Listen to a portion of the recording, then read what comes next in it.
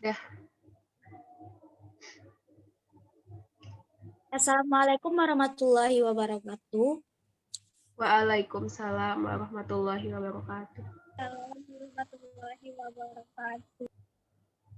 Kami dari kelompok 9 akan menampilkan bahan PPT kami dengan materi tokoh-tokoh pendidikan nasional dan internasional yang beranggotakan saya sendiri Friza Gustiani, NIM 205084, dan rekan saya Lili Apriani, NIM 205085, dan Lutfia Nur Andita, NIM 205088, dan Muniati Aisyah, NIM 205089. Untuk pembacaan materi pertama akan dibacakan oleh Lutfia.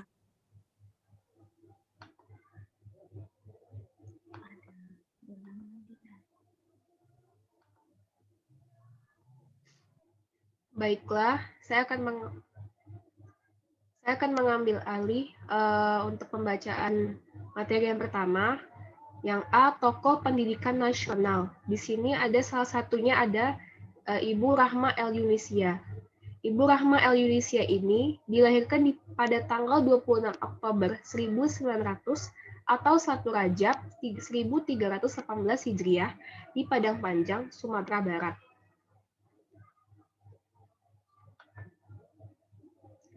Beliau ini menjadi tokoh pendidikan wanita, tetapi juga menjadi tokoh perjuangan wanita pada masa revolusi fisik, misalnya pengorganisasian TKR atau Tentara Keamanan Rakyat. Karena beliau ini dilahirkan dari keluarga yang berlatar belakang pendidikan agama yang kuat dan juga tokoh-tokoh pendidikan masyarakat. Di samping semua itu, ia juga pada setiap sore hari, ia belajar kepada beberapa ulama terkemuka di Padang Panjang. Ibu Rahma juga belajar ilmu kebidanan, ilmu kesehatan, dan P3K atau pertolongan pertama pada kecelakaan dari Dr. Sofyan Rasyad, Dr. Tazar di Kayu Taman, Dr. Asaleh di Bukit Tinggi, dan Dr. Arifin di Payakumbuh. Ibu Rahma juga berkeinginan untuk mendirikan keguruan agama khusus untuk perempuan. Pada hari Kamis tanggal 1 November 1923, diresmikanlah sekolah itu dengan nama Al-Madrasah Al-Diniyah Li Al-Banat. Perguruan diniyah putri itu selalu mempertahankan sistem pendidikan Tritunggal, yaitu kerjasama yang erat antara lingkungan sekolah, asrama, dan rumah tangga atau masyarakat. Materi pendidikan yang pernah diterima oleh pelajar selama berada di perguruan ini dipraktikkan di lingkungan keluarga dan masyarakat. Dari adanya penjelasan yang tadi membuktikan bahwa Ibu Rahma El Yunisia ini merupakan seorang tokoh yang memperjuangkan pendidikan, di mana ia dilahirkan dari keluarga yang berpendidikan, kuat, dan juga ia benar-benar sangat memperjuangkan yang namanya pendidikan seperti mendirikan sekolah, belajar dengan giat dan belajar berbagai di bidang pendidikan. Baiklah, yang kedua selanjutnya Kiai Haji Ahmad Dahlan akan dilanjutkan oleh Lili Apriani. Kepada Lili dipersilakan.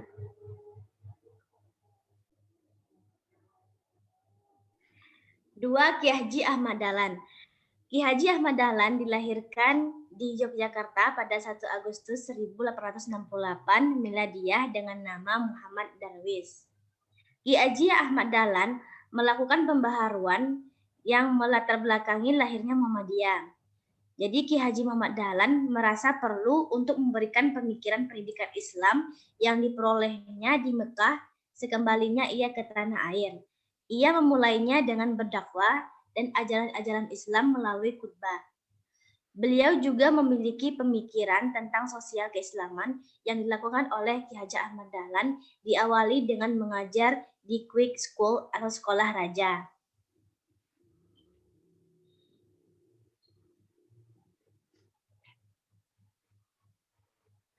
Ki Haji Ahmad Dahlan menjadi staf pengajar agama di kampungnya, Kauman. Ia juga mengajar di sekolah negeri seperti Quick School atau Sekolah Raja di Jetis Yogyakarta, dan Upleiding School for Influence Abtenaren.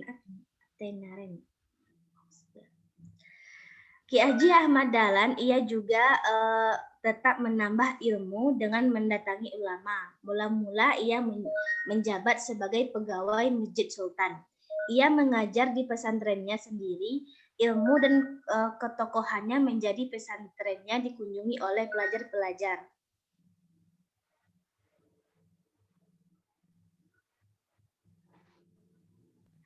Baiklah, saya akan membacakan untuk tokoh nomor 3, yaitu Dr. Muhammad Syafi'i. Dr. Muhammad Syafi'i ini lahir di Ketapang, Kalimantan Barat, pada tanggal 21 Januari 1896. Muhammad Syafi'i ini juga merupakan tokoh masyarakat di Sumatera Barat, meskipun ia berdarah Jawa asal Kediri.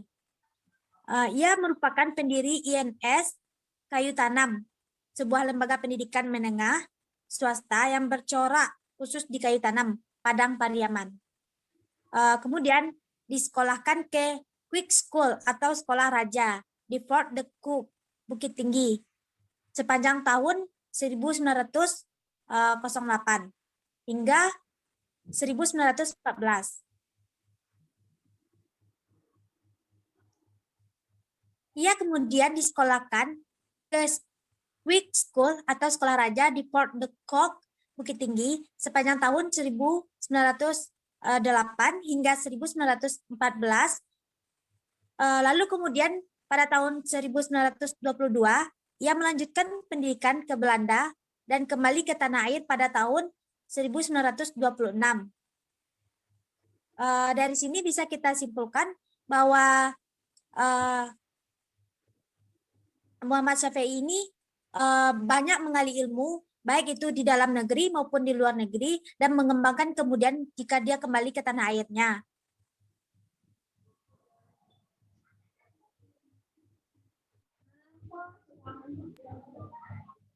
Baiklah, yang keempat, Ki Hajar Dewantara. Ki Hajar Dewantara adalah pahlawan nasional sekaligus menyandang bapak pendidikan. Nama aslinya adalah Raden Mas Wardi Sujaningrat. Ki Hajar Dewantara merupakan pendiri perguruan Taman Siswa.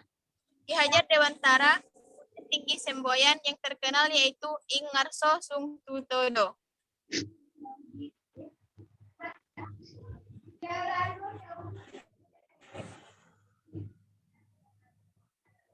Salah satu bagian dari 3 semboyan buatan Ki Hajar Dewantara yaitu Tutwuri Handayani, yang menjadi slogan Kementerian Pendidikan Nasional.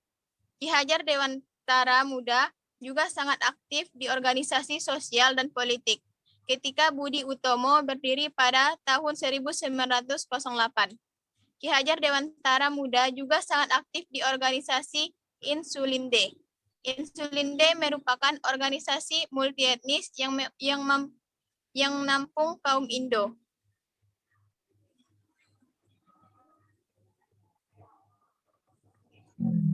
Ki Hajar Dewantara juga masuk ke dalam organisasi Indische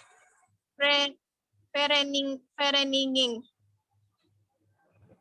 Ki Hajar Dewantara tertarik pada beberapa pemikiran sejumlah tokoh pendidikan dari dunia barat, contohnya seperti Montessori dan Froebel. Tahun 1913, Ki Hajar Dewantara mendirikan sebuah biro pers yang bernama Indonesian Pers Bureau. Ia juga berhasil mendapatkan Europesi Akta. Ki Hajar Dewantara mendirikan institusi pendidikan bernama National Underwich Institute, Taman Siswa. Ki Hajar Dewantara diangkat menjadi Menteri Pengajaran Indonesia yang pertama. Baiklah, selanjutnya. Baiklah, tokoh yang ada di dalam negeri atau di Indonesia, juga ada tokoh pendidikan di internasional yang juga berpengaruh pada dunia pendidikan, yang akan dibacakan pertama oleh Lutfia. Kepada Lutfia. Baiklah, terima kasih kepada Friza. Baiklah, saya Lutfia akan langsung membacakan tokoh pendidikan internal. Yang pertama di sini ada tokoh Al-Ghazali. Di sini Al-Ghazali itu pernah berkata, hasil dari ilmu sesungguhnya ia mendekatkan diri kepada Allah, Tuhan semesta alam, dan menghubungkan diri pada malaikat yang tinggi dan bergaul dengan Allah. Artinya ini benar-benar dapat sesungguhnya yang kita dapatkan itu adalah kita harus sebenarnya diri kepada yang Maha menciptakan kita, yang menciptakan alam ini dan menghubungkan diri kepada para malaikat dan bergaul dengan arwah. Karena dengan begitu kita akan mengetahui banyak ilmu yang bisa kita dapatkan.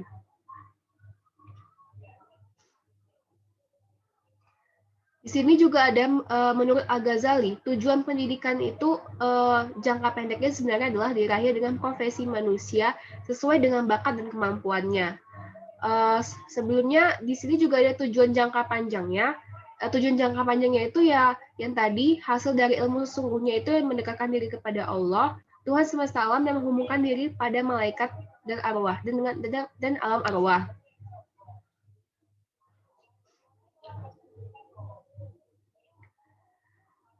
Di sini Al-Ghazali memiliki konsep kurikulum menurut beliau, yaitu yang pertama ilmu-ilmu yang terkutuk baik sedikit maupun yang banyak. Artinya ilmu-ilmu yang terkutuk ini maksudnya ilmu-ilmu itu kan tidak selamanya baik kan. Ada juga ilmu-ilmu yang memang bersifat tidak baik gitu. Jadi bisa jadi baik sedikit dan juga dia maupun banyak. Terus ilmu-ilmu yang terpuji baik sedikit maupun banyak, dan ilmu-ilmu terpuji dalam kadar tertentu atau sedikit dan tercela. Selanjutnya metode pengajaran dari Al-Ghazali itu adalah metode keteladanan bagi mental anak-anak, pembinaan budi pekerti, dan penanaman sifat-sifat keutamaan pada diri mereka. Artinya, metode yang digunakan pada Al-Ghazali ini lebih mengutamakan kepada mental anak dan juga membentuk karakter anak dengan melakukan pembinaan budi pekerti kepada setiap anak dan penanaman sifat-sifat agar diri mereka tuh bisa berkarakter dengan baik.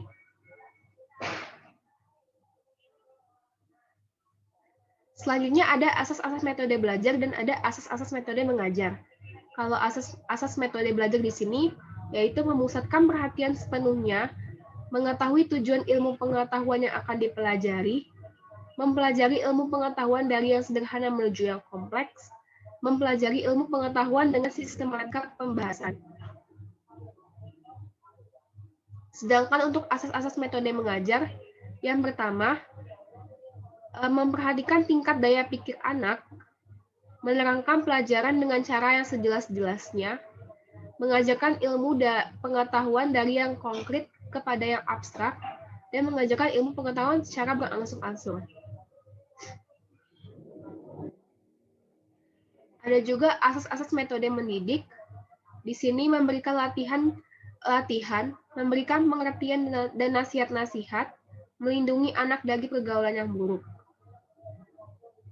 Al-Ghazali juga memiliki kriteria guru yang baik, yaitu guru yang memiliki rasa kasih sayang dan simpati, tulus ikhlas, jujur dan terpercaya, lemah lembut dalam memberi nasihat, dan berlapang dada.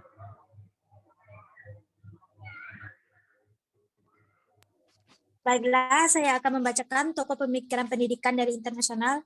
Yang kedua yaitu ada George Mikhail.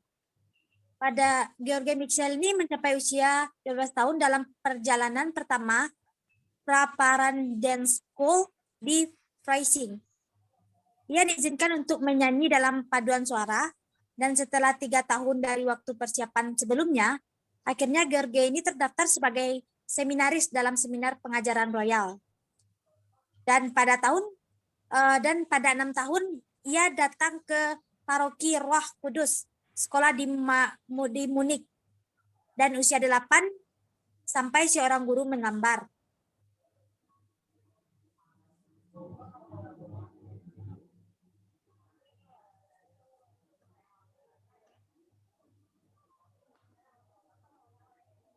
Lanjut, Pi.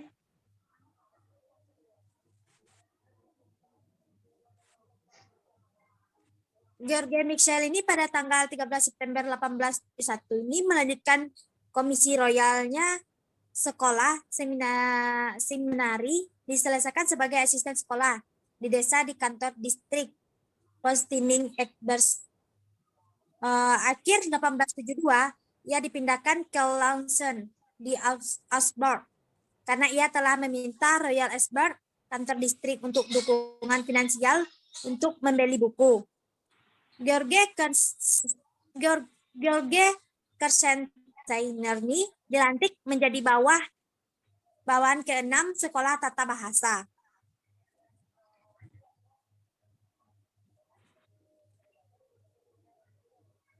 Dan pada bulan November 1880, George Kersensteiner ini telah dikeluarkan berdasarkan ketentuan Technical College ke Universitas Academic Civic, yang adalah sejak musim gugur 1883 adalah George Kersensteiner ini bekerja sebagai asisten di matematika dan fisika di Melanchthon Gymnasium di Nürnberg.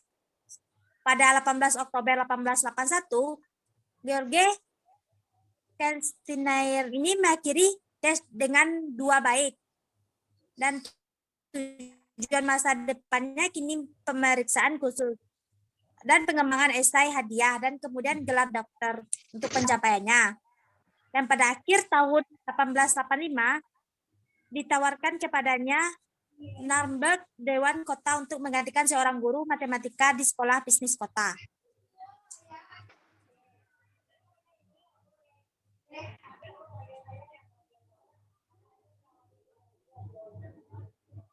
Pada tanggal 1 September 1890, George Kersensteiner ini adalah seorang guru sekolah menengah matematika dan fisika di Gustav Adolf Gymnasium. Pada tanggal 1 Agustus 1895, George Kersensteiner ini ditunjuk Dewan Sekolah dan mampu menerapkannya diperoleh sampai dengan wawasan pendidikan dan karakter dalam pelaksanaan reformasi pendidikan.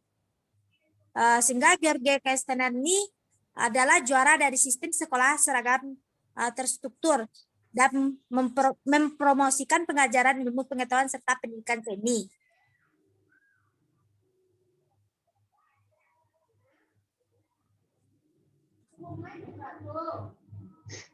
Baiklah, tokoh internasional yang ketiga adalah Aristoteles. Aristoteles, dia menguasai sebagian besar ilmu pengetahuan dan seni, termasuk biologi, botani, kimia, etika, sejarah, logika, metafisika, retorika, filsafat pikiran, filsafat sains, fisika, puisi, teori politik. Aristoteles merupakan salah seorang tokoh intelektual terbesar dalam sejarah Barat. Aristoteles juga dia merupakan sosok pendiri logika formal.